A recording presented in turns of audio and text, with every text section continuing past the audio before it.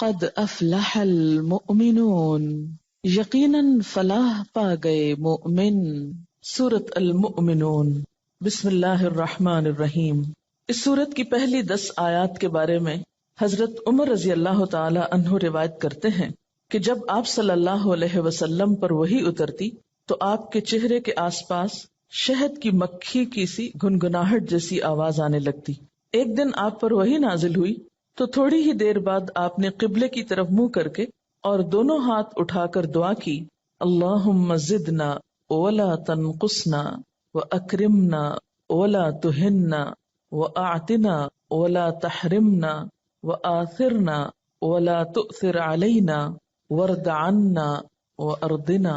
اس کا ترجمہ ہے، اے اللہ ہمیں زیادہ کر، تھوڑے نہ رہنے دے، یعنی ہماری تعداد میں اضافہ کر اور کمی نہ کر، ہمیں عزت عطا فرما، ذلیل نہ رہنے دے، ہمیں عطا کر اور محروم نہ رکھ، ہمیں دوسروں پر مقدم کر، دوسروں کو ہم پر مقدم نہ کر، ہمیں خوش کر دے اور ہم سے خوش ہو جا۔ اس دعا کے بعد آپ نے فرمایا، مجھ پر 10 آیات نازل ہوئی ہیں، جو ان پر عمل کرے گا جنت میں داخل ہوگا۔ اور پھر آپ صلی اللہ علیہ وسلم نے قد افلح المؤمنون سے لے کر 10 آیات پڑھی۔ اسے ترمذی نے روایت کیا ہے۔ اسی طرح نسائی نے کتاب التفسیر میں یزید بن بابنوس سے نقل کیا ہے کہ انہوں نے حضرت عائشہ رضی اللہ تعالی عنہا سے سوال کیا کہ رسول اللہ صلی اللہ علیہ وسلم کا اخلاق کیسا اور کیا تھا؟ انہوں نے فرمایا، آپ کا خلق یعنی طبعی عادت وہ تھی جو قرآن میں ہے، اور اس کے بعد یہ 10 آیتیں تلاوت کر کے فرمایا، بس یہی خلق اور عادت تھی رسول اللہ کی صلی اللہ علیہ وسلم۔ یہ حدیث کافی مشہور ہے، کان خلقہ القرآن، کہ آپ کا اخلاق قرآن تھا، لیکن اس کے بعد یہ 10 آیتیں تلاوت کر کے فرمایا، بس یہی خلق اور عادت تھی رسول اللہ صلی اللہ علیہ وسلم کی۔ تو گویا حضرت عائشہ رضی اللہ تعالی عنہا نے پورے قرآن پاک میں سے خصوصاً ان 10 آیات کی تلاوت کر کے آپ کا اخلاق ان کے مطابق بتایا۔ انہی آیات کی روشنی میں مجھے اور آپ کو بھی اپنے اخلاق کا جائزہ لینا ہے، اپنے آپ کو پرکھنا ہے کہ کیا ہمارے اندر یہ صفات اور یہ عادات پائی جاتی ہیں۔ کیوں؟ اس لیے کہ قد افلح المؤمنون الذین هم فی صلاتهم خاشعون، یقیناً فلاح پا گئے وہ مومن، اور پھر آگے ان صفات کا ذکر ہے کہ جن کے اندر یہ صفات ہیں وہ فلاح پا گئے۔ اس سے یہ پتہ چلتا ہے کہ اگر یہ صفات نہیں ہیں، یہ باتیں جو آئندہ بتائی جانے والی ہیں، اگر یہ ہمارے اخلاق اور کردار کا حصہ نہیں ہے اور ہم ان صفات سے محروم ہیں تو ہم رزق پر ہیں، کہیں ایسا نہ ہو کہ اس کامیابی سے محروم ہوں۔ اگر ہم حقیقی معنوں میں کامیاب ہونا چاہتے ہیں تو پھر کوشش کر کے ان صفات کو اپنے اندر پیدا کرنا ہوگا۔ تو آئیے دیکھتے ہیں کہ اللہ تعالیٰ کیا فرما رہے ہیں۔ قد افلح المؤمنون، یقیناً فلاح پا گئے مومن۔ فلاح پانے کے لیے سب سے پہلی صفت ایمان۔ ایمان کے بغیر اگرچہ یہ صفات ساری یا کوئی ایک آدھ دن میں سے کسی شخص کے اندر ہو بھی تو اس کو اس سے فائدہ نہ ہوگا۔ یہ صفات بھی اس وقت فائدہ دیں گی جب ایمان ہوگا۔ یہاں کامیابی کے لیے لفظ فلاح استعمال ہوا ہے، کامیاب ہو گئے مومن، فلاح پائی مومنوں نے۔ تو فلاح کا لفظ فے لام ہے سے ہے، جس کے 3 معنی ہوتے ہیں، نمبر 1 پھاڑنا، نمبر 2 کامیابی، اور نمبر 3 بقا، باقی رہنا۔ فلاح کے معنوں میں جو چیرنا، پھاڑنا، کاٹنا ہے، اسی سے لفظ فلاح بھی نکلا ہے۔ کاشتکار کے لیے لفظ استعمال ہوتا ہے جو زمین کو پھاڑتا ہے، چیرتا ہے، کھیتی کاٹتا ہے اور کامیاب ہوتا ہے۔ پھر اسی طرح دوسرا معنی فلاح کا کامیابی ہے، تو اس کے معنی میں یہ بات آتی ہے جیسے کہ قاموس میں آتا ہے، فلاح کا معنی ہے ہر مراد حاصل ہو اور ہر تکلیف دور ہو۔ یعنی کامیابی کیسی، یا کامیابی کا مفہوم کیا ہے اس میں؟ ہر مراد حاصل ہو، یعنی جو دل چاہے وہ مل جائے، اور ہر تکلیف دور ہو، یعنی جو ناپسندیدہ چیزیں ہیں وہ انسان سے ہٹ جائیں۔ اس قسم کی کامیابی کے لیے یہ لفظ فلاح استعمال ہوتا ہے۔ اور تیسری چیز بقا کے ہے، یعنی اس میں لفظ باقی رہنے کا معنی بھی ہے کہ کامیابی ایسی نہیں جو وقتی ہو۔ مثلا کوئی ایک دن یا ایک گھنٹہ یا ایک لمحہ آپ کا ایسا گزرا کہ جو آپ چاہتے تھے وہ آپ نے کر لیا، اور جو آپ ناپسند کرتے تھے وہ آپ سے دور ہو گیا، اور اگلے ہی لمحے وہ سب مصیبتیں پھر لوٹ آئیں جن کو آپ اپنے سے ہٹانا چاہتے تھے. اس فلاح کی طرف یہاں اشارہ ہے جو ہمیشہ کی ہے، جزوی یا وقتی کامیابی نہیں، ہمیشہ کی کامیابی. اسلام کی نظر میں مفلح وہ ہوتا ہے جو دنیا میں رہ کر اپنے رب کو راضی کرے اور اس کے بدلے میں آخرت میں اللہ تعالیٰ کی رحمت اور بخشش کا مستحق ہو. اس کے ساتھ اگر دنیا بھی مل جائے تو اچھا، اگر دنیا نہ بھی ملے تو جو شخص آخرت کی کامیابی پا گیا وہی دراصل مفلح ہے. اس ساری ڈیفینیشن کو سامنے رکھا جائے تو دو تین چیزیں سامنے آتی ہیں. نمبر ایک، اس کامیابی کے لیے کوشش ضروری ہے. یعنی پہلا معنی تھا نا اس میں پھاڑنا، چیرنا، کاٹنا، یہ سارے کام مشقت والے. جیسے پیچھے جہاد کی بات تھی تو یہاں پر فلاح کے معنوں میں اسی مشقت کی روح موجود ہے. دوسری بات یہ ہے کہ اصل مفلح اور کامیاب وہ ہے جس کی ہر مراد پوری ہو اور ہر تکلیف دور ہو، اور ایسا ہونا دنیا میں ممکن نہیں. اس لیے کوئی شخص جو دنیاوی اعتبار سے کامیاب کہلاتا بھی ہے وہ حقیقی معنوں میں کامیاب نہیں. تو ہم جب کامیابی کے لیے کوشش کریں تو صرف دنیا کو سامنے رکھ کر نہیں، آخرت کو سامنے رکھ کر باقی رہنے والی یعنی بقا کے معنی بھی مد نظر رہیں. تو قد افلح، اب جب لفظ ہم بولے افلح، کامیاب ہو گیا، کیا ذہن میں آ رہا ہے؟ محنت کی، مشقت کی، وہ مشقت کام آئی، فائدہ مند رہی، قبول ہو گئی، ایسی خوشی نصیب ہوئی کہ جو چاہا مل گیا اور جو پسند نہیں تھا وہ سب دور ہو گیا، اور پھر ایسی کامیابی جو ہمیشہ ہمیشہ کے لیے. قد افلح، بامراد ہو گیا، اپنی منزل کو پا گیا، ہمیشہ کی خوشیوں کو پا گیا. کون؟ المؤمنون، جس میں ایمان کی صفت تھی، ایمان والے. اور ایمان بھی یہاں صرف زبانی اقرار کا نام نہیں، اسی لیے مؤمنون کی ساتھ جو صفات بتائی جا رہی ہیں وہ کچھ تمناؤں اور آرزوؤں پر مشتمل نہیں یا محض باتوں پر مشتمل نہیں، بلکہ اس میں محنت ہے، مشقت ہے، کوشش ہے. تو پہلی صفت جو بتائی گئی وہ کیا ہے؟ الذین هم فی صلاتهم خاشعون، وہ لوگ کامیاب ہیں جو اپنی نمازوں میں خشوع رکھتے ہیں، خشوع اختیار کرتے ہیں. خشوع کا لفظ خ شین عین سے ہے جس کا معنی ہے سکون. ایسی نماز جس میں سکون ہو، دل کے اندر بھی اور ظاہری حرکات میں بھی، یعنی دل میں اللہ کا خوف ہو، اللہ ہی کی محبت ہو، اللہ کی طرف دھیان ہو، اور دل کے اندر یہ احساسات اتنے گہرے ہوں کہ انسان کے ظاہری رویے میں بھی نظر آ رہے ہوں، اس کے اعضاء پر بھی ان کا اثر ہو. پھر خشوع کا معنی کسی کے آگے جھک جانا، دب جانا، عاجزی اور انکساری کا اظہار کرنا بھی کیا گیا ہے. تو گویا خشوع کا لفظ آتے ہی دل میں پہلا خیال کیا آنا چاہیے؟ سکون، ٹھہراؤ، ریلیکس، عاجزی، جھکاؤ. اسی لیے ہم دیکھتے ہیں کہ حضرت مجاہد کہتے ہیں کہ نظر اور آواز کو پست رکھنے کا نام خشوع ہے. حضرت علی رضی اللہ تعالیٰ عنہ فرماتے ہیں کہ دائیں بائیں التفات یعنی گوشہ چشم سے دیکھنے سے بچنا خشوع ہے. یعنی نماز میں کھڑے ہو کر دائیں بائیں نہیں دیکھنا، ادھر ادھر نہیں دیکھنا، اور آنکھوں کے کناروں سے بھی نہیں دیکھنا. جو اس سے بچ جائے گویا وہ خشوع کی حالت میں ہے. حضرت عطا فرماتے ہیں کہ بدن کے کسی حصے سے نہ کھیلنا خشوع ہے. یعنی نماز میں بے وجہ کھجانا یا کپڑے ٹھیک کرنا، ہلنا جلنا، آگے پیچھے ہونا، کبھی ٹانگ اٹھانا، کبھی انگلیاں مروڑنا، کبھی کچھ کرنا، کبھی ایک ٹانگ پہ بوجھ ڈال کے کھڑے ہو جانا، یہ سب چیزیں خشوع کے خلاف ہیں. حضرت ابو ذر رضی اللہ تعالی عنہ سے روایت ہے کہ رسول اللہ صلی اللہ علیہ وسلم نے فرمایا، اللہ تعالیٰ نماز کے وقت اپنے بندے کی طرف برابر متوجہ رہتا ہے جب تک وہ دوسری طرف التفات نہ کرے. یعنی بندہ جب رب کی طرف متوجہ رہتا ہے تو رب بھی بندے کی طرف متوجہ رہتا ہے. جب وہ دوسری طرف التفات کرتا ہے یعنی گوشہ چشم سے دیکھتا ہے تو اللہ تعالیٰ اس سے رخ پھیر لیتے ہیں. یعنی آپ کا دھیان اگر اللہ کی طرف رہا تو اللہ کی توجہ بھی آپ کی طرف، جو ہی آپ نے ادھر ادھر منہ کیا، توجہ کی، اللہ نے بھی اپنا رخ پھیر لیا. نبی کریم صلی اللہ علیہ وسلم نے حضرت انس کو حکم دیا کہ اپنی نگاہ اس جگہ رکھو جس جگہ سجدہ کرتے ہو، اور یہ کہ نماز میں دائیں بائیں التفات نہ کرو. یعنی نماز کو خشوع کیا ہے؟ نگاہیں سجدے کی جگہ ہوں. اگر آپ اس عمل میں کامیاب ہو جائیں تو یقین مانے آپ کی نماز میں خشوع آ جائے گا. بہت سے لوگ یہ سمجھتے ہیں کہ شاید آنکھیں بند کر کے نماز پڑھنے سے زیادہ خشوع آتا ہے، جو کہ غلط فہمی ہے. ایسا کرنا پسندیدہ بھی نہیں. لگتا بہت آسان ہے کہ کچھ چیز نظر نہ آئے تو ہمارا دھیان زیادہ اللہ کی طرف ہو جائے گا، جو لوگ آنکھیں بند کر کے پڑھتے ہیں وہ آنکھیں کھول کر سجدے کی جگہ دیکھنا شروع کریں. اس میں یہ ہوتا ہے نا کہ جب ہم بچپن سے ایک طریقے پہ نماز پڑھ رہے ہیں، کبھی کسی نے ہمیں ٹوکا نہیں، کیونکہ ہم سب سے زیادہ مائنڈ اس وقت کرتے ہیں جب کوئی ہماری نماز کی اصلاح کرنا چاہے. عام طور پر اگر آپ لوگوں کو کسی بھی چیز سے روکیں تو وہ اتنا نہیں برا مناتے، لیکن اگر نماز کے بارے میں تھوڑی سی بات بھی کر دے تو ہائپر سینسیٹیو ہوتے ہیں، غصہ کرتے ہیں.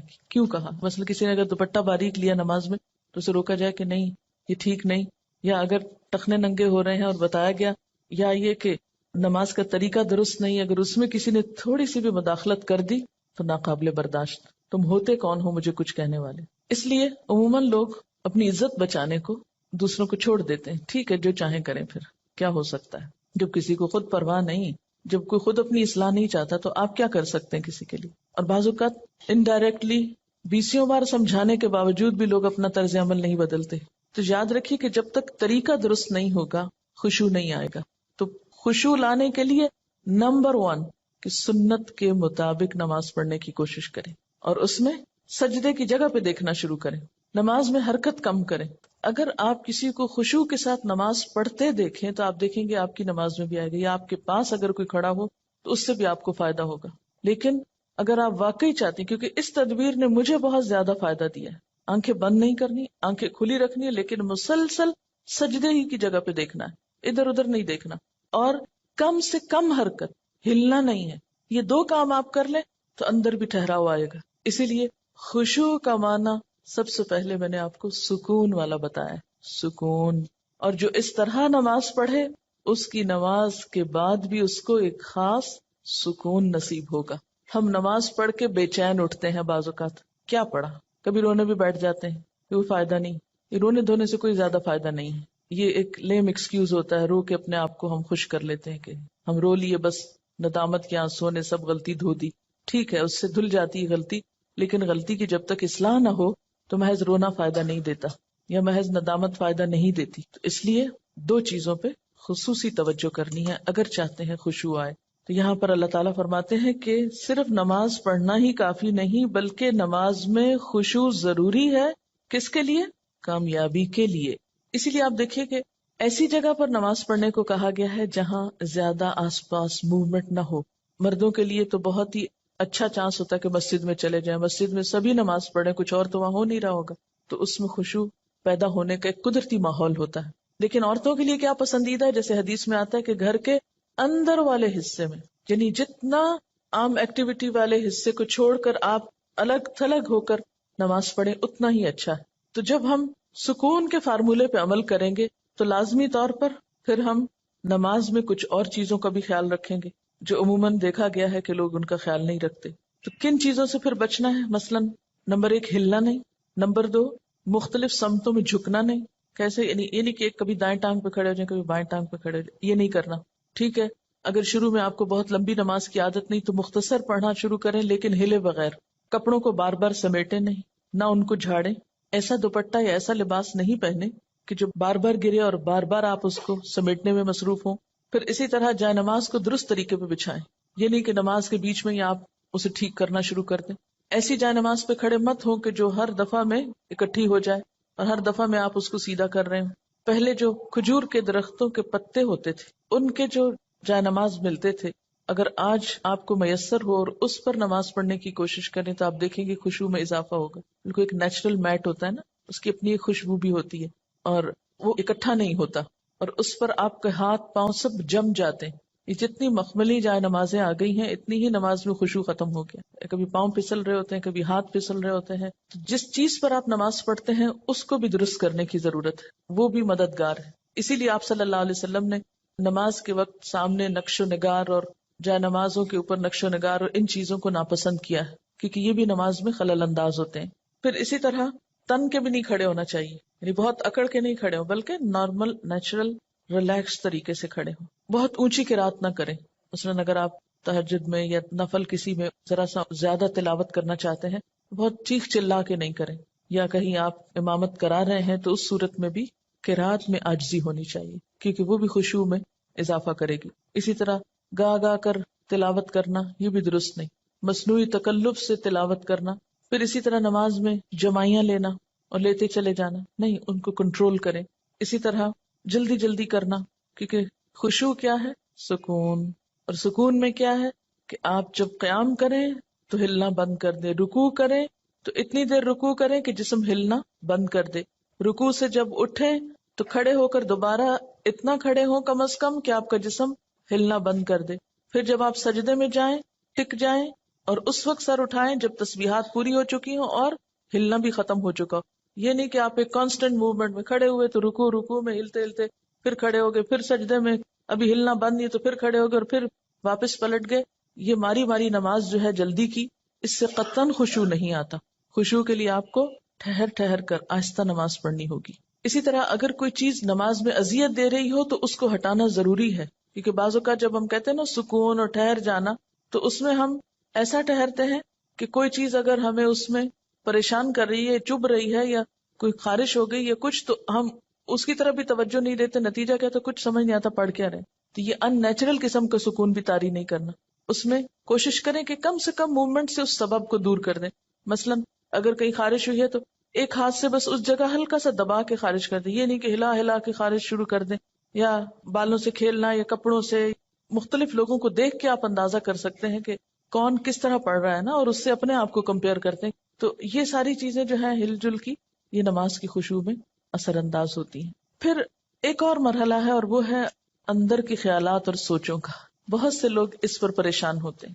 اگر آپ اس طریقے پہ عمل کریں گے، سجدے والی جگہ پہ دیکھنا ذرا شروع کریں، آپ دیکھیں گے خیالات کم ہو جائیں گے. بہرحال ہر شخص کا اپنا اپنا حساب ہو سکتا ہے، کیونکہ اللہ کے رسول صلی اللہ علیہ وسلم کی کوئی بات بھی حکمت سے خالی نہیں. تو خیالات دو طرح کے ہوتے ہیں، ایک ہوتا ہے خیالات کا آنا اور ایک ہوتا ہے خیالات کا لانا. آنے والوں کو تو آپ روک نہیں سکتے، پاسبل ہی نہیں. اور ایک ہوتا ہے خود انوائٹ کرنا، کسی کو بلانا، دعوت دینا، اس کو آپ بہرحال کنٹرول کر سکتے ہیں. اب جو بن بلائے آ جاتے ہیں ان کو آپ اگنور کر دیں، کیونکہ ہمارا دماغ ایسی چیز ہے کہ جو کانسٹنٹلی کام کرتا ہے، رکتا نہیں ہے. آپ سو رہے ہوں تب بھی وہ خوابیں دیکھتا رہتا ہے، آپ جاگ رہے ہوں، آپ کسی سے بات کر رہے ہوں تو ضروری نہیں کہ آپ کی پوری توجہ وہاں ہو. بہت دفعہ ایسا ہوتا ہے کہ بات کرتے ہوئے آپ کا دھیان وہاں بھی ہوتا ہے اور کہیں اور بھی ہوتا ہے. تو ان تمام چیزوں پر جو خیالات تو خود بخود آ رہے ہیں وہ آتے رہیں گے، اس کو نہیں آپ روک سکتے. مثلا کانوں کے اوپر تو آپ کیا کرتے ہیں؟ ہاتھ رکھ سکتے ہیں، آنکھوں کو بند کر سکتے ہیں، زبان بند کر سکتے ہیں، لیکن دماغ کے خیال کا کیا کریں؟ کوئی ڈھکنا نہیں دے سکتے، کسی قسم کا کنٹرول، کوئی سوئچ نہیں آف کر سکتے. وہ تو خدا نخواستہ آف ہوا تو پھر تو گئے، آن نہیں ہو سکتا پھر. اب یہ بڑی مشکل ہے، اس لیے ان کے پیچھے نہ پڑے، ان کو زیادہ سوچے نہ، ان کو اہمیت نہ دے، ان کو اپنے اوپر حاوی نہ ہونے دے، ان کا تذکرہ نہ بہت زیادہ کریں. یہ کچھ لوگوں کو میں نے دیکھا وہ ہر ایک کو لے کے بیٹھ جاتے ہیں، میں کیا کروں. خیال بہت آتے ہیں نماز میں. کسی کے پاس کوئی جادو کی چھڑی نہیں کہ جو ایک آپ کو لگائے گا اس وقت اور آئندہ آپ کے خیالات نہیں آئیں گے. اس لیے آپ ان کا تذکرہ زیادہ نہ کریں، just take it easy, normal لیں. یہ تو ہوتا ہی ہے تو آئیں گے، لیکن یہ نہ کریں کہ کوئی ایک خیال آ گیا ہے تو پھر اس کے آگے اور سوچیں. مثلا اپنے کاموں کی پلاننگ وہاں کھڑے ہو کے شروع کر دیں. اور فرض نمازوں میں ایسا نہیں ہو سکتا، ایسا نہیں کیا جا سکتا. نفل میں اگر ہو جائے، جیسے حضرت عمر رضی اللہ تعالیٰ عنہ جو فوجوں کو ترتیب دینی ہوتی تھی تو نفل نماز شروع کر دیتے تھے. تو نوافل کی حد تک ٹھیک ہے لیکن فرض میں نہیں. پھر آپ دیکھیے کہ اگر آپ بدل بدل کے صورتیں پڑھیں گے، قرآن پاک کا کچھ حصہ ساتھ ساتھ یاد کرتے رہیں گے، تو آپ دیکھیں گے کہ اس سے بھی فرق پڑتا ہے. چینج سے یکسوئی آتی ہے. مثلا ایک جگہ آپ کام کر رہے ہیں تو بعض اوقات آپ کام نہیں کر پاتے اور بار بار آپ کو خیالات تنگ کرتے ہیں. اپنی پڑھائی کے دوران بھی آپ نے دیکھا ہوگا، آپ تھوڑی سی پوزیشن چینج کر لیتے ہیں، جگہ بدل لیتے ہیں، اٹھ کے جا کے پانی پی کے آ جاتے ہیں، یہ کچھ تو اس سے پھر فرق پڑ جاتا ہے. اسی طرح قرآن پاک کا وہ حصہ جو نماز میں پڑھ رہے ہیں اگر آپ اس کو تبدیل کرتے رہیں تو فائدہ ہوگا. اس کے لیے طریقہ کیا ہو؟ کیونکہ آپ نے دیکھا ہوگا کچھ قرآن پاک آپ نے یاد کیا پھر وہ آپ کو بھولنے لگا. کوئی صورت اگر کچھ دن تک نہیں پڑھی، اگلے دن نماز میں پڑھنے کھڑے ہوئے وہ اٹکنا شروع ہو گیا، آپ نے تنگ آ کے چھوڑ دی. ایسی چیزیں بہت نیچرل ہوتی ہیں. اس کا علاج کیا ہے؟ چھوٹا سا قرآن پاک کا نسخہ جو ہے وہ نماز کے وقت میں قریب رکھ لیں. میں نے ایک باسکٹ سی بنائی ہوئی، تو آپ کیا کریں، دعاؤں کے کارڈز، تسبیح اور جو قرآن پاک کا نسخہ، اگر آپ چشمہ لگا کے پڑھتے ہیں تو چشمہ، یہ ساری ضروری چیزیں جو ہیں اس کے اندر موجود ہوں. وہ آپ اپنے بیڈ روم میں، اپنے وارڈ روم میں، کہیں ایک جگہ پر اس کو رکھ لیں. جو ہی نماز پڑھنے لگے جائے نماز بچھائی اور اٹھا کے وہ ٹوکری پاس رکھ لی. اچھا سنت پڑھ لی آپ نے، اب آپ نے ارادہ کیا کہ میں آج فلاں سورت پڑھوں گی اور آپ کو بھولی ہوئی ہے یا آپ سمجھتے ہیں کہ آپ کو یاد دہانی کی ضرورت ہے. کئی کئی جگہ ہوتی ہے نا وہ شبے پڑ جاتے ہیں. تو آپ کیا کریں، شروع کرنے سے پہلے 1 سیکنڈ کے لیے ان جگہوں پر دیکھ لیں اس کو پھر رکھ لیں، پھر آپ نماز پڑھیں، انشاءاللہ وہ صورت بہتر طور پر آپ پڑھ پائیں گے. جب آپ پڑھیں گے تو آپ دیکھیں گے کہ آپ کی واقعی نماز میں خوشی پیدا ہوگی، کیونکہ کچھ عملی تدابیر بھی ہوتی ہیں کہ یکسوئی والی جگہ ہو لیکن ساتھ ایسی چیزیں موجود ہوں. مثلا اگر آپ نوافل پڑھ رہے ہیں اور آپ تھک گئے ہیں بیچ میں، تو بجائے اس کے کہ اب آپ اپنے اوپر زور زبردستی کر کے پھر کھڑے ہو جائیں، آپ بیچ میں تھوڑا بیٹھ بھی سکتے ہیں، یا یہ کہ سلام پھیر کر آپ دعاؤں کا کارڈ نکالیں، کچھ دعائیں پڑھ لیں، اس میں آپ ریلیکس بھی ہو جائیں گے اور ساتھ یہ ہے کہ دعائیں بھی مانگی جائیں گی اور اگلے 2 نفل جو ہیں وہ زیادہ یکسوئی کے ساتھ پڑھے جائیں گے. تو اس طرح کی کچھ عملی تدابیر جو ہیں وہ آپ کی نماز کو اچھا کر دیتی. اسی طرح اگر ماحول کو تھوڑا اور خوشگوار بنائیں، مثلا یہ کہ جا نماز کے اوپر اگر آپ تھوڑا سا عطر لگا لیں، یا یہ کہ آپ اس کو جھاڑ پٹک کے رکھیں، کچھ عرصے بعد اس کو دھو لیں، صاف کر لیں، تو یہ جو پاکیزگی اور صفائی کے جو مرحلے ہیں نماز کے ساتھ، لباس کے علاوہ، جسم کے علاوہ جگہ کی صفائی، اس سے بھی نماز میں خشوع آتا ہے. کیونکہ اگر آپ ایسی جگہ پہ نماز پڑھیں جو اسمیلی ہے یا جہاں گھٹن ہے یا جہاں کوئی آکسیجن نہیں ہے، تو اس سے بھی کیا ہوگا کہ آپ کو ایک دم جمائیاں آنے لگیں گی، آپ کو نیند آنے لگے گی، آپ کے اندر ایک بیزاری کی کیفیت ہوگی. تو ہمیشہ جب کوئی مسئلہ پیش آئے تو صرف رونا دھونا نہ کیا کریں. ہم رونا دھونا کر کے، واویلا کر کے یہ سمجھتے ہیں کہ مسئلہ حل ہو جائے گا، جو کہ ہو سکتا ہی نہیں. واویلا کرنا کسی مسئلے کا حل نہیں، اس کو تو اپنی زندگی سے نکال دیں، جو میں نے دیکھا ہے کہ خواتین میں زیادہ ہی ہے، اور اس سے ہم مار کھاتے ہیں. یعنی کوئی مسئلہ پیش آیا، ہائے کیا کروں، ہائے کیوں ہو گیا، یہ سب نکال دیں. مسئلہ پیش آنے پر، مسئلہ نماز میں خشوع نہیں، مسئلہ پیش آ گیا، مسئلہ پیش آنے پر مسئلے کو پہچانے، اس کے اسباب جانے، یعنی مسئلے کو آئیڈینٹیفائی کرے. پہلے یہ ہے مسئلہ، خشوع نہیں آ رہا، پہچانے وجوہات کیا ہیں، کیوں نہیں آ رہا. ایک وجہ کہ جگہ ٹھیک نہیں، 2 وجہ کہ قرآن یاد نہیں، 3 وجہ کہ آس پاس شور ہے، وغیرہ وغیرہ وجوہات معلوم کر لیں.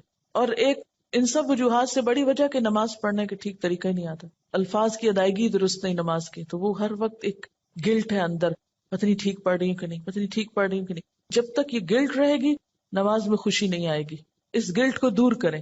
اگر آپ کو مثلاً اتحیات پڑھنا نہیں آتا، دروشی پڑھنا نہیں آتا، سیکھ لیں کسی سے، بالکل شرم محسوس نہیں کریں، جتنا جلدی ہو سیکھ لیں.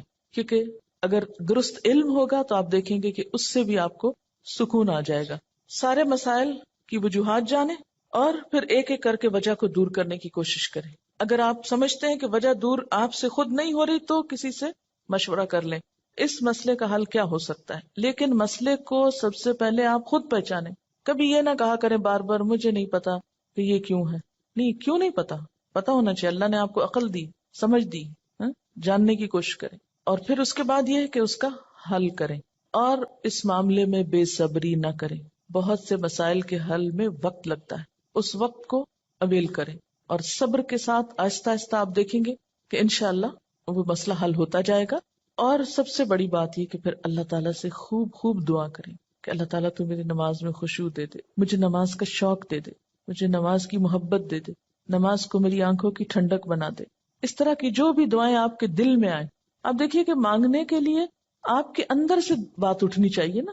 دعا کوئی مصنوعی چیز نہیں ہے کہ کوئی مانگ رہا تھا اس کو دیکھ کے آپ بھی شروع کر دیں. اس کی ضرورت آپ کو خود محسوس ہونی چاہیے کہ یہ چاہیے مجھ کو، یہ مانگنا ہے مجھے، اس کے بغیر میرا گزارا نہیں ہو رہا. تو جس طرح دنیا کی چیزوں کے لیے ہم تڑپ تڑپ کے مانگتے ہیں، اسی طرح دین کے لیے بھی، اپنی آخرت کے لیے بھی تڑپ تڑپ کے مانگنا سیکھیں. تو انشاءاللہ آپ دیکھیں گے کہ اللہ تعالیٰ کی رحمت بہت قریب ہے. پھر ایک اور بات یہ ہے کہ جہاں اٹکاؤ ہو وہاں صدقہ کریں. یعنی جو صدقہ ہے ہر رکاوٹ کو دور کرنے کا ذریعہ ہوتا ہے. اس سے آپ دیکھیں گے کہ گرہیں کھولیں گی. اور صدقے کے لیے بھی ضروری نہیں کہ کوئی بہت بڑی اسپیشل چیز آپ تیار کریں، جمعرات کا انتظار کریں اور پھر اس میں کھانا پکائیں اور پھر اس میں کوئی مخصوص لوگوں کو بلائیں اور کھلائیں، یا کوئی اور اس طرح کا مصنوعی کام کریں. اس کے لیے کیا ہے کہ فوری طور پر کسی کے ساتھ کوئی بھلائی کر لیں، اور کوئی نہیں تو جو سامنے سے آ رہا ہے اس کو دیکھ کے مسکرا لیں. اسی طرح آگے بڑھ کے سلام کریں. ان چھوٹی چھوٹی چیزوں میں دوسروں کی مدد جو ہے یہ سب صدقے کے کام ہے. اور ساتھ یہ ہے کہ پھر اللہ کے راستے میں مال خرچ کرنا، اپنی پسندیدہ چیز دوسرے کو دے دینا، اسی طرح کی چھوٹی چھوٹی چیزیں. تو آپ دیکھیں گے کہ وہ اندر کی گرہیں کھولیں گی نا تو باہر کی خود بخود کھلنے لگیں گی اور آپ ریلیکس ہو جائیں گے. نماز جو ہے کامیابی کا ذریعہ ہے، اگرچہ مکمل کامیابی آخرت میں ہوگی، لیکن دنیا میں بھی آپ دیکھیں گے کہ آپ کو ہر مشکل کا حل، جیسے نبی صلی اللہ علیہ وسلم کا طریقہ تھا، کیا تھا کہ جب بھی آپ کو کوئی مشکل معاملہ پیش آتا فوراً نماز پڑھتے. وہ نماز پھر ایک بوجھ نہیں رہے گا.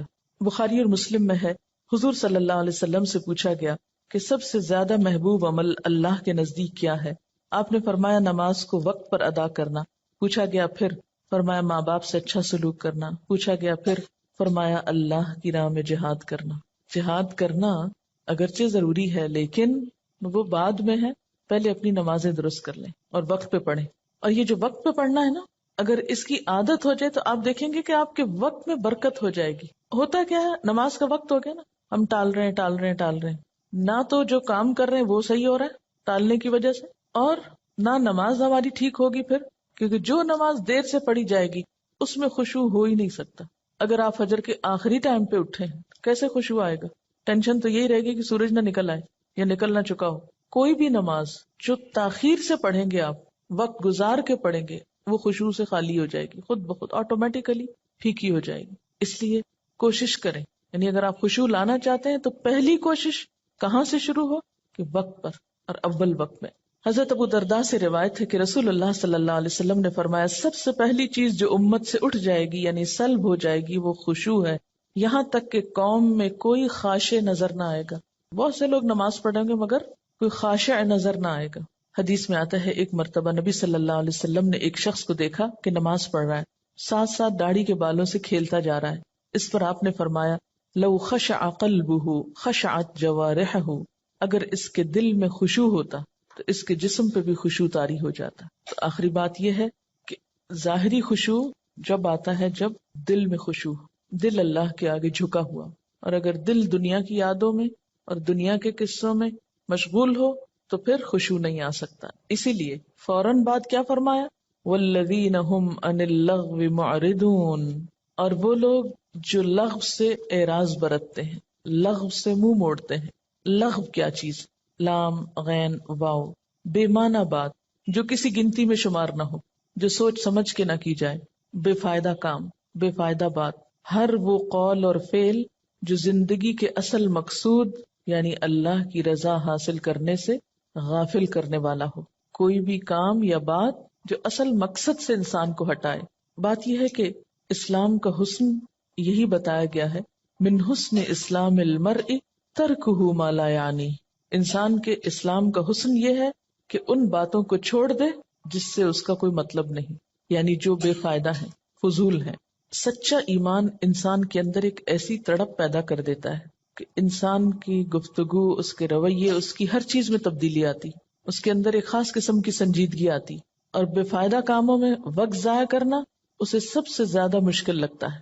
جیسے بے مقصد لوگوں کو کوئی مفید کام کرنا مشکل لگتا ہے، کوئی سنجیدہ کام مشکل لگتا ہے، اسی طرح سچے مومنوں کو بیکار کام کرنے بہت مشکل لگتے ہیں، وقت ضائع کرنا بہت مشکل لگتا ہے. اسی لیے ان کا طریقہ کیا ہوتا ہے کہ وَإِذَا مَرُّوا بِاللَّغْوِ مَرُّوا كِرَامًا، جب ان کا لغو پر گزر بھی ہوتا ہے، یعنی لغو میں مبتلا ہونا تو دور کی بات، وہ اس کے پاس سے بھی گزرتے ہیں تو مروا کراما، بہت معزز طریقے سے گزر جاتے ہیں. سورۃ القصص میں آتا ہے وَإِذَا سَمِعُوا اللَّغْوَ أَعْرَضُوا عَنْهُ، جب کوئی لغو بات سنتے ہیں تو اس سے اعراض برتتے ہیں. وَقَالُوا لَنَا أَعْمَالُنَا وَلَكُمْ أَعْمَالُكُمْ، اور کہتے ہیں ہمارے لیے تو ہمارے کام ہیں اور تمہارے لیے تمہارے کام، تمہاری دلچسپیاں اور ہیں ہماری اور ہیں، تمہارا کام اور ہے ہمارا اور ہے. تو اس کا کیا یہ مطلب ہے کہ اسلام میں کسی تفریح کی، کسی انٹرٹینمنٹ کی، کسی دلچسپ چیز کی کوئی گنجائش نہیں؟ کیا آپ کوئی کھیل کود نہیں کر سکتے یا آپ کوئی بھی انجوائمنٹ کا کام نہیں کر سکتے؟ ایسا نہیں ہے، کر سکتے ہیں، لیکن مومن کے یہ کام بھی بامقصد ہوتے ہیں. مثلا صحابہ کرام کی تفریح کیا ہوتی تھی؟ تیر اندازی، نیزہ بازی، تیراکی، نشانہ بازی. ایک حدیث میں آتا ہے نا کہ علموا اولادکم السباحہ والرمایہ، اپنی اولاد کو سباحہ یعنی تیراکی سکھاؤ، تیر اندازی سکھاؤ، گھڑ سواری سکھاؤ. اسی طرح صحابہ کرام کے درمیان دوڑنے کے مقابلے ہوتے تھے. آپ کو یاد ہوگا کہ یہ مقابلہ تو خود حضور صلی اللہ علیہ وسلم اور حضرت عائشہ کے درمیان بھی ہوا اور 2 مرتبہ کا ذکر ملتا ہے. یعنی کھیل ایسا ہو کہ جو انسان کو بیکاری کی طرف نہ لے جائے، بلکہ ایسا کھیل ہو کہ جو بامقصد ہو، جس کا کچھ نتیجہ حاصل ہو. کھیل محض وقت کا یا پیسے کا ضیاع نہ ہو، کیونکہ ہمارے پاس جتنی بھی صلاحیتیں ہیں، جو بھی چیزیں ہیں، یہ دراصل امانت ہے اللہ کی طرف سے ہمارے پاس. ان کو بے فائدہ چیزوں میں ضائع کرنا کہ جس سے نہ آپ کی جسمانی صحت ہو، نہ ہی آپ کی دین دنیا میں کوئی فائدہ ہو، ان چیزوں سے پرہیز کرنا ضروری. اسی طرح کیا آپس میں میل ملاقات نہیں کر سکتے، آپس میں بات چیت نہیں کر سکتے، ہر وقت کام ہی کرنا چاہیے؟ یہ نہیں ہے اس کا مطلب. اس کا مطلب یہ ہے کہ آپ بات چیت کر سکتے ہیں، لیکن بےہودہ باتوں سے منع کیا گیا، فضول باتیں جن کا کوئی نتیجہ نہ ہو، غیبت، جھوٹ، فحش گفتگو، کسی کا مذاق اڑانا، ان چیزوں سے منع کیا گیا ہے. جب لغو سے ہم بچتے ہیں تو ہماری انرجی سیو ہوتی ہے نا، تو پھر وہ انرجی مثبت اور تعمیری کاموں میں لگتی ہے، ورنہ لغویات میں بھی بہت سی انرجی، مال، وقت ضائع ہوتا ہے. تو نماز میں خشوع کے لیے نسخہ کیا ہے؟ لغو سے بچنا. اسی لیے ان دونوں کو ساتھ ساتھ ذکر کیا گیا ہے. اور وہ لوگ لغو سے اعراض برتتے ہیں، لغو سے ان کو کوئی دلچسپی نہیں ہوتی، کیونکہ ان کے نزدیک دنیا کوئی کھیل تماشے کی جگہ نہیں ہے، انجوائمنٹ کی جگہ نہیں ہے، یہ تو امتحان کی جگہ ہے. عمر اور وقت کسی مقصد کے تحت ملا ہے، وقت کاٹنے کی چیز نہیں، استعمال کرنے کی چیز ہے. اس سے یہ پتہ چلتا ہے کہ مومن کا ٹیسٹ مختلف ہوتا ہے دوسرے لوگوں کی نسبت. جس کے اندر اللہ کی محبت سما جاتی ہے، پھر اس کو کوئی ایسا کام پسند ہی نہیں آتا، کسی ایسی چیز میں دل ہی نہیں لگتا کہ جو اللہ کو ناراض کرنے والی.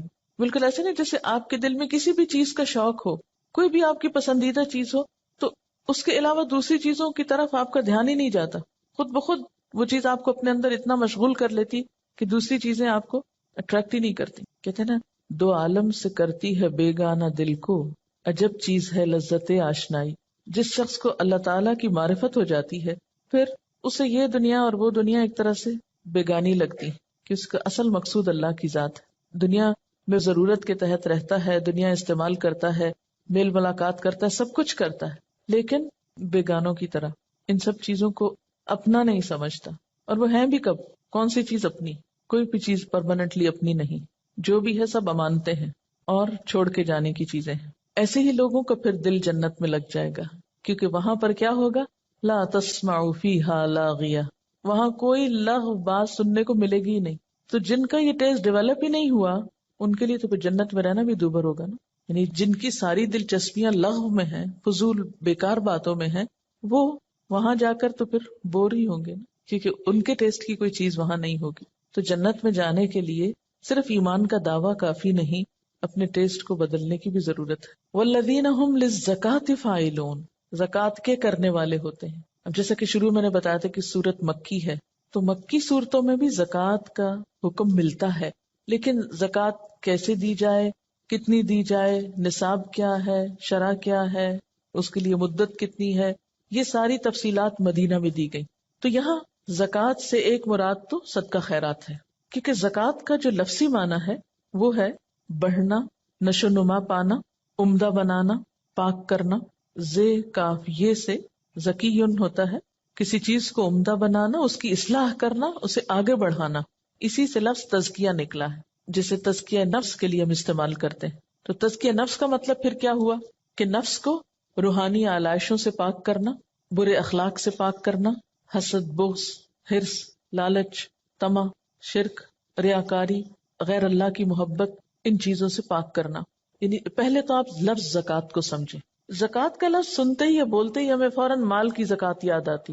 ٹھیک ہے، یہ لفظ مال کی زکوٰۃ یا مال کی پاکیزگی کے لیے ہی اصطلاح میں استعمال ہوتا ہے، لیکن چونکہ مکی صورت ہے تو یہ اس خاص اصطلاح کے طور پر استعمال نہیں ہو رہا لفظ.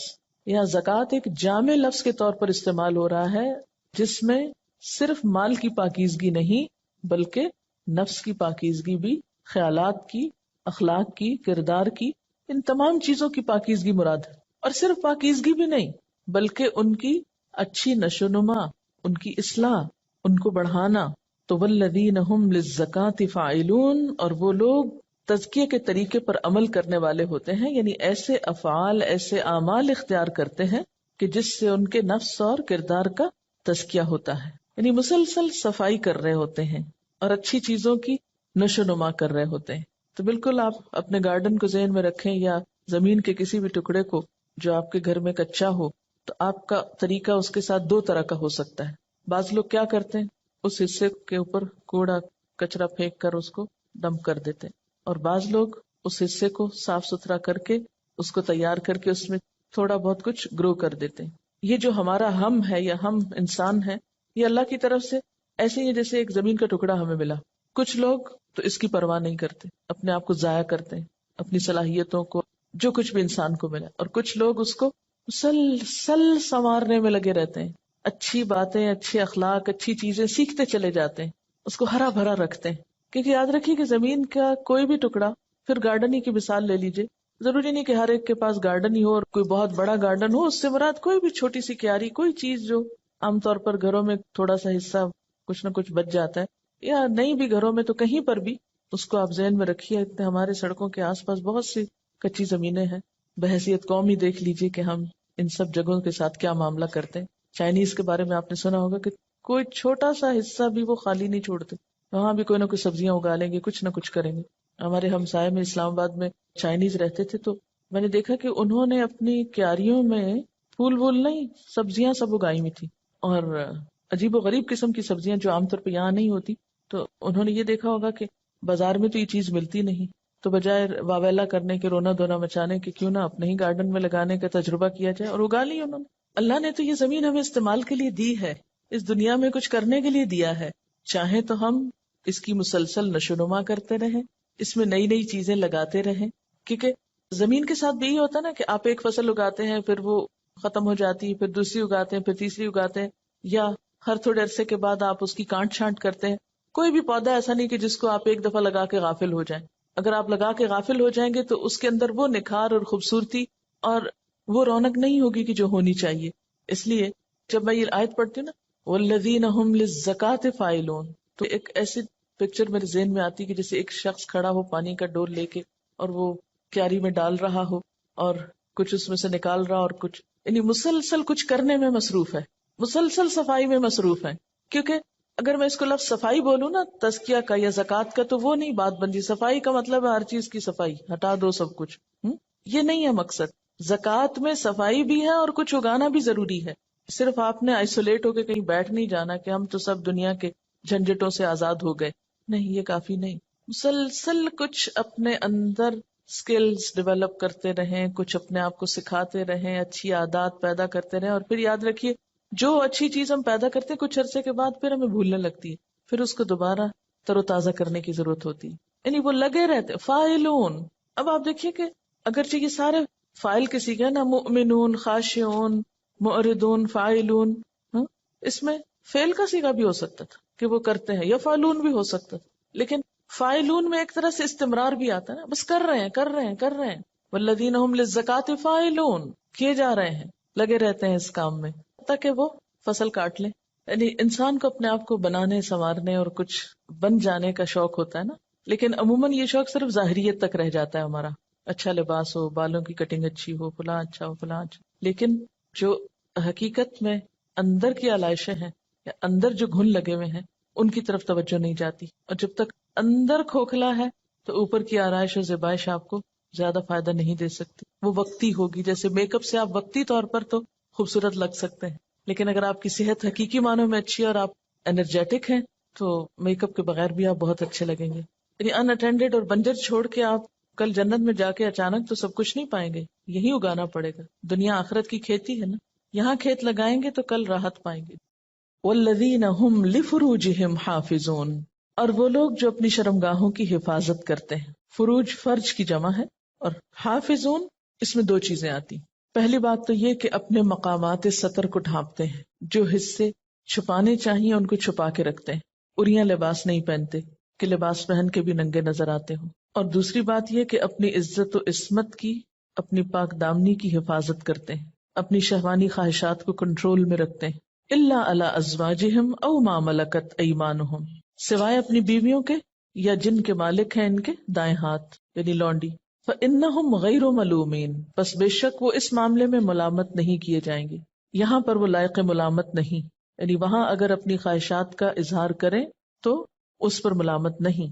تو اس سے پتہ چلتا ہے کہ سیکشل ڈیزائرز کی تسکین کے صرف دو ہی مقامات ہیں، اور آج کے دور میں تو صرف بیوی ہے.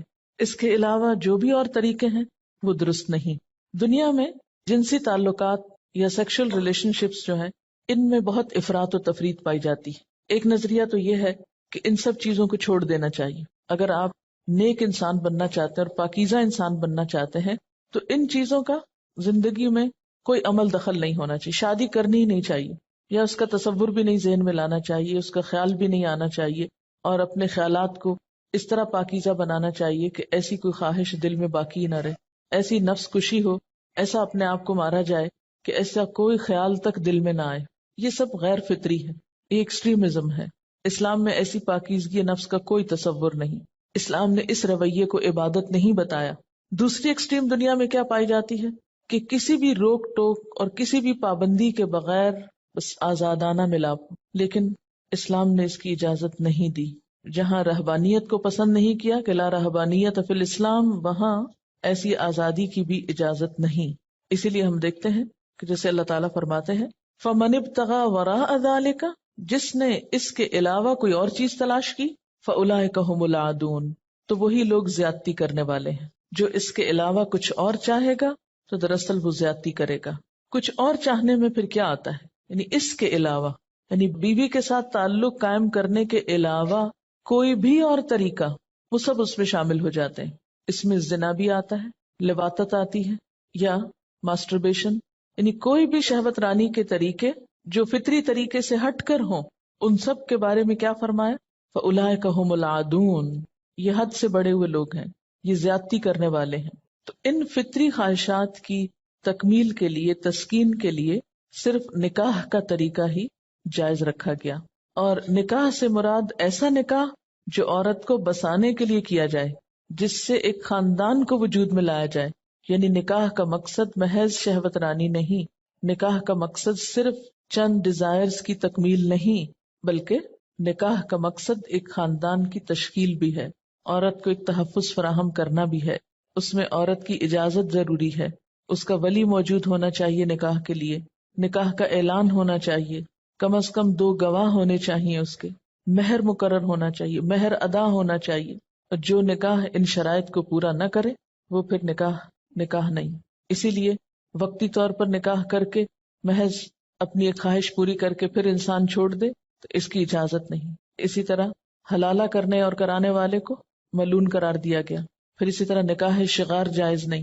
شغار ہوتا ہے مثلا ایک شخص اپنی بہن کا نکاح کسی مرد سے کر دے اور بدلے میں اس کی بہن کو اپنے نکاح میں لے آئے اور دونوں عورتوں کا حق کے مہر مار دیا جائے، یعنی عورت کے بدلے میں عورت کا تبادلہ کر لیا جائے لیکن عورت کے حصے میں کچھ نہ آئے، تو یہ طریقہ بھی درست نہیں. خیر یہ تو ایک الگ باب ہے، نکاح کے تفصیلات میں اس وقت جانے کا موقع نہیں ہے، لیکن چونکہ یہاں پر نکاح ہی کو ایک ذریعہ تسکین قرار دیا گیا، اس لیے موقع کی مناسبت سے تھوڑی سی بات کرنا ضروری تھا. اب آپ دیکھیں کہ ایک انسان کا دین صرف نماز پڑھنے سے مکمل نہیں ہوتا، صرف تزکیہ نفس ہی کافی نہیں، بلکہ جنسی معاملات میں اعتدال بہت ضروری ہے. اس میں ناجائز امور سے بچنا ضروری ہے، حرام سے بچنا ضروری ہے، غلط طریقوں سے بچنا ضروری ہے. کہیں ایسا نہ ہو کہ اس معاملے میں کوئی افراط تفریط انسان کی ساری عبادات کو ضائع کر دینے والا ہو. اور پھر آپ دیکھیں کہ اسلام نے اس معاملے میں بھی تعلیم دی ہے کہ شوہر اور بیوی کا تعلق بھی کیسا ہو، اس میں بھی ناجائز اور غیر فطری طریقوں سے منع کیا گیا ہے. نکاح کو آپ صلی اللہ علیہ وسلم نے اپنی سنت قرار دیا ہے. نکاح عبادت ہے، یعنی جائز طریقے پر خواہشات کی تکمیل عبادت ہے. ایک صحابی نے پوچھا کہ عبادت؟ ان کو حیرانی ہوئی تو آپ نے فرمایا ہاں، اگر کوئی شخص حرام طریقے سے ایسا کرے تو وہ گناہ ہے، اور اگر حلال اور جائز طریقے سے کیا تو وہ عبادت ہے، پسندیدہ ہے، کیونکہ یہ جذبات بھی اللہ نے بندے کے اندر رکھے ہیں. وَالَّذِينَ هُمْ لِأَمَانَاتِهِمْ وَعَهْدِهِمْ رَاعُونَ، اور وہ لوگ جو اپنی امانتوں اور اپنے عہد و پیمان کا پاس رکھتے ہیں. امانات، امانت نہیں، امانات واحد نہیں جمع، امانتیں. اور امانتوں سے مراد ہر وہ امانت ہے جو اللہ تعالی کی طرف سے یا معاشرے کی طرف سے یا کسی انسان کی طرف سے کسی شخص کے سپرد کی گئی ہو. اور امانت کے لغوی معنوں میں ہر وہ چیز شامل ہے جس کی ذمہ داری کسی شخص نے اٹھائی ہو اور اس پر اعتماد اور بھروسہ کیا گیا ہو. اور اس کی کئی قسمیں ہو سکتی ہیں، کسی بھی چیز کی ذمہ داری اٹھا لینا. اور امانت کا روٹ بھی امن ہی ہے، یعنی اس پر امن کرتے ہوئے یا اعتماد کرتے ہوئے، اس پہ بھروسہ کرتے ہوئے اس کو وہ ذمہ داری سپرد کی گئی ہو یا کوئی چیز اس کے حوالے کی گئی ہو. اب آپ دیکھیں اس کی جو ڈیفینیشن ہے، یعنی اللہ کی طرف سے جو ذمہ داریاں ہم پر عائد ہوتی ہوں ان کو آسان طریقے سے نبھانا، اور بندے جو بندوں پر ڈالیں ان کو بھی نبھانا. لیکن ہمارے ہاں امانت کا ایک بڑا ہی محدود تصور ہے کہ امانت شاید کیا ہے کہ کوئی آپ کے پاس آ کر اپنی قیمتی چیز